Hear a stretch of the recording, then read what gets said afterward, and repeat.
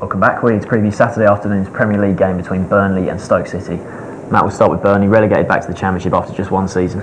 Yeah, it's disappointing, isn't it? I think when you look at it, though, they just haven't really been good enough, have they? I think the game that actually relegated them, I think there's a right way and a wrong way to go down. We'll talk about the wrong way of QPR getting absolutely hammered, but to go down winning, especially away from home, is at least the fans, I think, to cheer at the end of the season. Obviously, they entered that game knowing that obviously defeat would definitely take them down. A win probably would take them down as well, and they did win the game. And obviously important, and the goal meant a lot to them. You could tell they were celebrating. They probably might have thought they might have done enough to stay up. Well, certainly not go down on that day, but in the end it was just really disappointing. It was a 6-game winless streak that came to an end, and to get the win last time out is obviously really important, but going down, they've only won 6 times all season, so it was just their 6th win of the season, and it's obviously been a struggle. And to go to the particular game, to go to Hull and do that, going to take Hull down with them possibly. I think the bigger disappointment for Hull, but at least the end of the season they've had something to cheer, like I say, and going down fighting.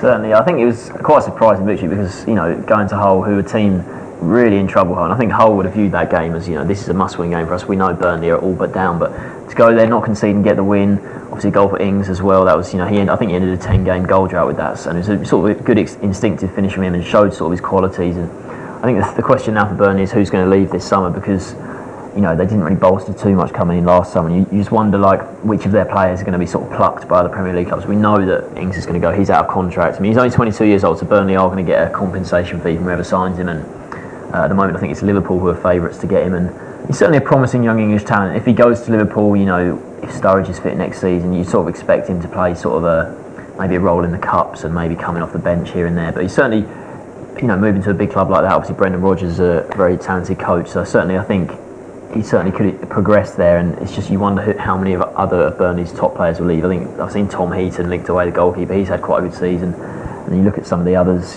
George Boyd has had his moments this year. I think Kieran Trippier, for me, I'd be very surprised if there's no interest in him, because last season when they got promoted from the Championship, he was a fantastic right back.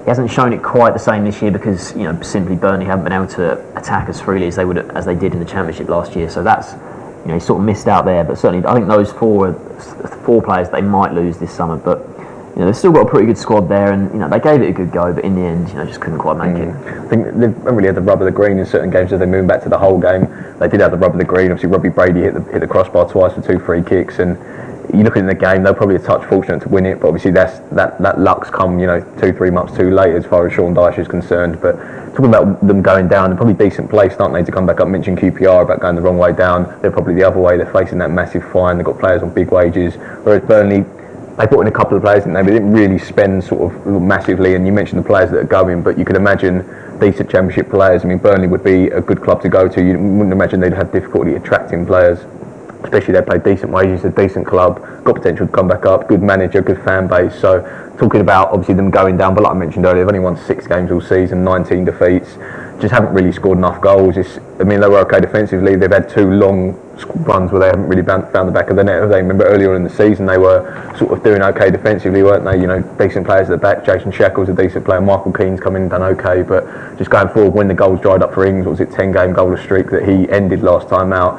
Ashley Barnes, players like that, Sam Vokes just hasn't ever really been fit enough, has he, to have a run in the team. Like you mentioned, George Boyd's done okay, but you fancy they might be okay to, I think maybe they'll make the playoffs or something next season. You never know. Depends who they do lose in the summer, but it's a good club, and you'd expect that they would be able to bounce back at some point.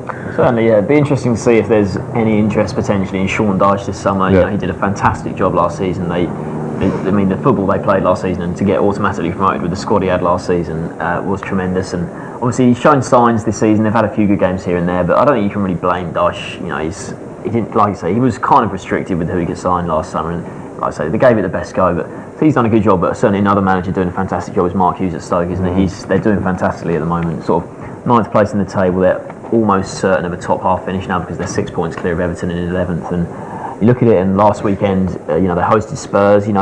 Top 6-7 side that Spurs are, and they beat them 3-0 at home. Very convincing. And I know Spurs, they're not playing their best football at the moment, and certainly Harry Kane's gone off the boil a little bit, but for Stoke to win 3-0 like that was so impressive. And Charlie Adam again on the score sheet. That's 4 goals in 6 games for him now since that stunning 65-yarder or whatever it was at Chelsea. So he's playing fantastically. They've got a lot of other players sort of coming to the fore, and especially as they have 2 of their most creative players missing in Moses and Bojan. So they're doing really well at the moment, Stoke, and for the job that Hughes is doing, you wouldn't expect him to be able to take Stoke much further than sort of say, maybe 8th place in the table, but where they're sitting in 9th is very impressive, and you have to say hats off to him. He's done a great job this year. He has done a great job. Like you mentioned, it's difficult to make that next step though, isn't it? Like say sitting in 9th at the moment, they're 6 points behind Swansea though. We all know what Swansea have done in recent weeks, had a great run of form, but you wonder whether they can really, break that. I mean, Southampton managed to do it. Maybe they look at Southampton and say maybe we can finish top 7. Depends what they do in the summer. But I remember that strange thing in January where Shaqiri from Bayern left Bayern Munich and he was in talks with Stoke, wasn't he? And Hughes was saying maybe we can sign that calibre of player, and we just see whether they can do that in the summer.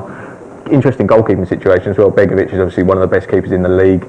Dropped the last few games, a couple of mistakes. He's been linked with a couple of clubs. Liverpool, I think in Real Madrid, have been linked with him, looking for Casillas. Jack Butland's come in. He came in strange, really. He came in high profile, didn't really get any games, but played the last couple of games, played quite well. And it'll be interesting to see what happens with him, whether he does come back in for this game. And obviously, it's a big game for Stoke because they had a poor little run, but they've got out of that last time. Obviously, beat Spurs, and if they can, it doesn't look like they're going to finish past Swansea, but West Ham as well, 3 points behind them.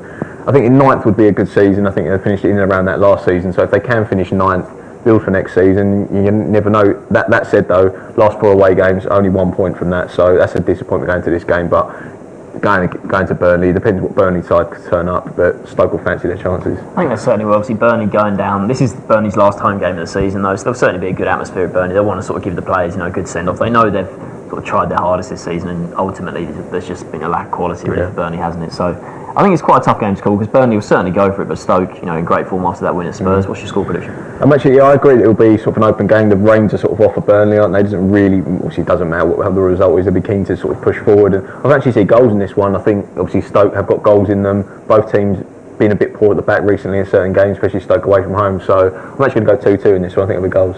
I don't think there'll be quite as many goals. I think Burnley might just grab one, to give the fans a lift. But I think Stoke, they are a better team. I think their quality will just show it. I'm going to go for a 2-1 away win. So we've got 1 draw and an away win. Thanks for watching.